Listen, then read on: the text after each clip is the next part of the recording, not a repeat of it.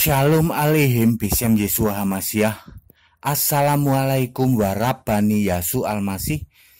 Salam sejahtera di dalam nama Tuhan Yesus Kristus.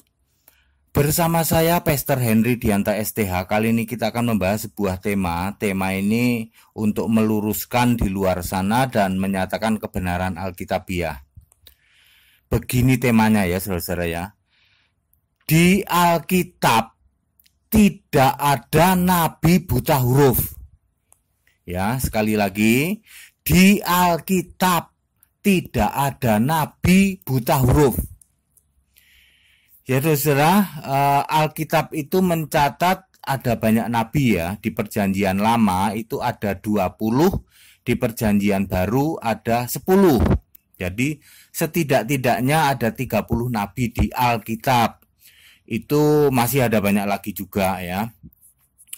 Baik saudara-saudara, apa sih fungsinya nabi? Ya, nabi ini ada di Perjanjian Lama maupun Perjanjian Baru ya. Fungsinya nabi itu adalah menyatakan maksud-maksud Allah untuk ditulis, dibuat sebuah kitab suci. Ngomong gampangnya, Allah sedang bikin proyek penulisan kitab suci. Ini ngomong gampangnya aja ya. Lalu Allah itu memilih nabi-nabi. Siapa Allahnya itu? Allahnya tak lain dan tak bukan adalah Tuhan, huruf besar semua, adalah Yesus Kristus. Jadi Yesus Kristus itulah yang dulu memakai nama sebutan Tuhan YHWH. Itulah yang memilih nabi-nabi untuk satu proyek nulis Alkitab atau kitab suci.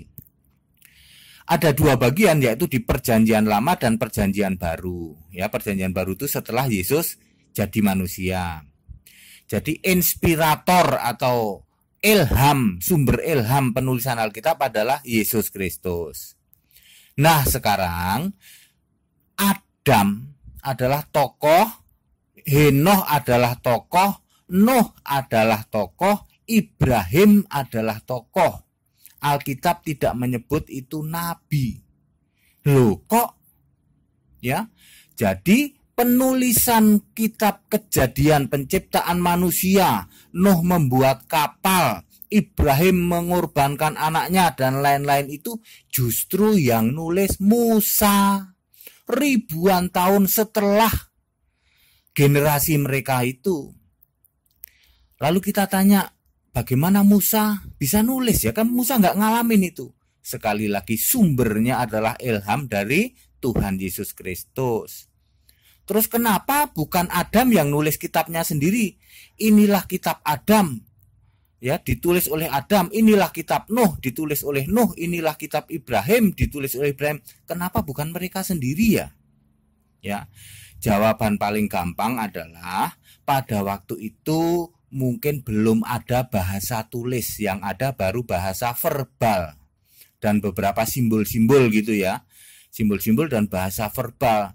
Sehingga Allahnya orang Kristen itu luar biasa. Yesus Kristus itu nggak sembarangan milih orang untuk nulis proyek Alkitab ini.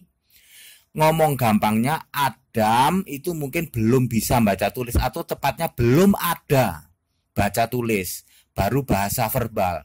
Nuh juga belum ada baca tulis. Sampai Ibrahim mungkin belum ada baca tulis yang baku ya. Mungkin udah ada tapi dikit-dikit, belum baku. Di era Musalah sudah dianggap ada bahasa baku. Makanya di era Musalah, Musa dipilih oleh Tuhan Yesus menjadi penulis Alkitab, menjadi nabi yang menyampaikan hukum-hukum Allah yaitu dan ketetapan Allah yaitu Taurat itu, dan menulis tentang penciptaan dan lain sebagainya. Jadi saudara, mengapa kok Nuh tidak nulis kitab, mengapa Ibrahim tidak nulis kitab? Karena Allah nggak sembarangan ya, yang nggak bisa baca tulis nggak mungkin dipilih Allah untuk jadi nabi. Buta huruf nggak mungkin dipilih Allah untuk jadi nabi, itu nabi Alkitab. Makanya yang nulis pertama kali tentang Kejadian, tentang Nuh, tentang Ibrahim adalah Musa. Ya, Kenapa Musa? Karena Musa ada bahasa baku, bisa baca tulis. Musa tidak buta huruf. Allah sejati tidak mungkin memilih nabi yang buta huruf, suruh bikin kitab suci, tidak mungkin. Makanya Alkitab itu luar biasa. Tuhan Yesus nggak sembarangan milih nabi. Nabi buta huruf belum bisa baca tulis, nggak mungkin dipilih untuk nulis Alkitab. Saya ulang ya, Alkitab, nabi-nabi di Alkitab tidak ada yang buta huruf. Jadi semua punya proyek untuk nulis Alkitab itu. Demikian pula di Perjanjian Baru ya. Bagaimana mungkin orang yang buta huruf suruh nulis Alkitab? Alkitab itu firman Allah. Allah nggak mungkin sembarangan nunjuk orang nggak bisa baca tulis kok suruh bikin ayat-ayat Alkitab, suruh menulis kitab ya, kitab suci. Tidak mungkin lah. Allah sejati tidak mungkin memilih orang yang buta huruf untuk jadi disuruh nulis tentang kitab firman Allah, tidak mungkin. Alkitab tidak ada satupun nabi di Alkitab yang buta huruf. Ya saudara ya. Seru saudara ya, seru. Ya. Sebab di luar sana kan nabinya Alkitabnya Kristen tuh nggak jelas tuh siapa yang nulis. Apakah nabi dulu nulisnya pakai apa ya? Pakai bolpen, pakai kertas, ya gitu ya, gitu ya. Yang jelas tidak ada yang buta huruf. Nabi Alkitab tidak ada yang buta huruf. Sekali lagi, Nabi Alkitab tidak ada yang buta huruf karena Alkitab itu, nabi-nabi di Alkitab mendapat satu proyek, ngomong gampangnya aja nih ya, proyek nulis firman Allah tertulis yaitu Alkitab. Udah, setelah Alkitab jadi sampai tahun sekitar 90 Masehi semua udah tertulis, udah Tuhan nggak nunjuk nabi untuk nulis Alkitab. Memang Tuhan masih memilih nabi, tetapi untuk tujuan lain, bukan untuk nulis Alkitab, bukan untuk menyempurnakan Alkitab gitu. Allah kok nulis kitabnya nggak sempurna, nggak mungkin. Bukan untuk merevisi Alkitab, enggak. Allah memilih nabi-nabi untuk menyatakan kebenaran Alkitab dan penggenapannya.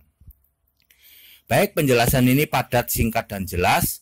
Pesan-pesan toleransi saya ulang-ulang, kita Indonesia, kita Pancasila, toleransi harus, keberagaman wajib disyukuri, bersahabat dengan beda iman itu bisa. Kalau toh dalam kehidupan sehari-hari kita mendapati kenyataan, loh kok keimanan kita tidak sama, ya nggak apa-apa, toh kita bisa hidup bersama-sama. Ayo saling menghargai, saling menghormati, jangan hujat, jangan caci maki, sebab menghujat dan mencaci maki itu dosa. Kiranya bermanfaat. Shalom aleihim, bisem biswa masih. Amin.